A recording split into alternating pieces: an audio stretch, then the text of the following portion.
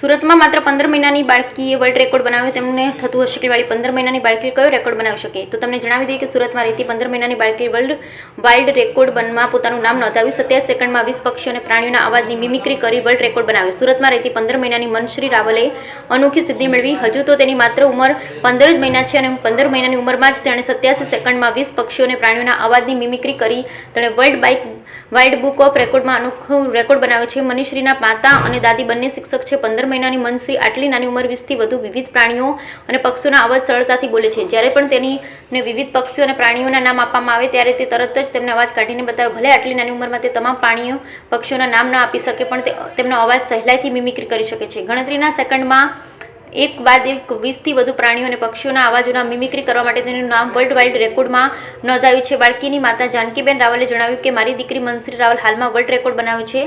તેણે 87 સેકન્ડમાં 20 પ્રાણીઓના અવાજની મિમિક્રી કરી છે. આ સિદ્ધિ છે તે 9થી 10 મહિનાની હતી ત્યારે પ્રાણીઓના સાઉન્ડ કેવા હોય અને તે ધીમે ધીમે તેને શીખવાડતા હતા. તો તેણે સામેથી અમને રિસ્પોન્સ આપવાનું શરૂ કર્યું અને બાદમાં અમને લાગ્યું કે તેને ઇન્ટરેસ્ટ છે તો અમે તેને વધુ શીખવાડતા ગયા અને ધીમે ધીમે તે કેચઅપ પણ સારું કરતી હતી. આવી રીતે શીખી ગઈ. વધુમાં જણાવ્યું કે રેકોર્ડ માટે અમે ઓનલાઈન એપ્લાય કર્યું.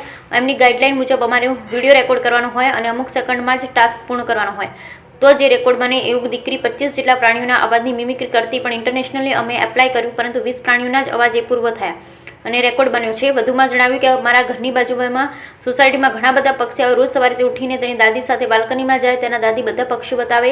દરેક પક્ષીનું કેવું બોલે તે કહેતા. જેમ બાળકને રમાડતા હોય તેમ તેને કહેતા અને ધીમે ધીમે તેનું રિસ્પોન્સ કરવાનું શરૂ કર્યું અને તે દરેક પક્ષીઓને તેના અવાજથી ઓળખે છે.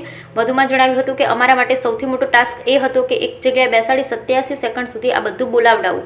પછી અમે વિચાર્યું કે તેને પ્રાણીઓના ફોટા બતાવીએ. પછી હું તેનું નામ કહેતી અને બાદમાં તેને અવાજ કઢાવતી હતી. Bureau report Sunil Ganjawala, Surat.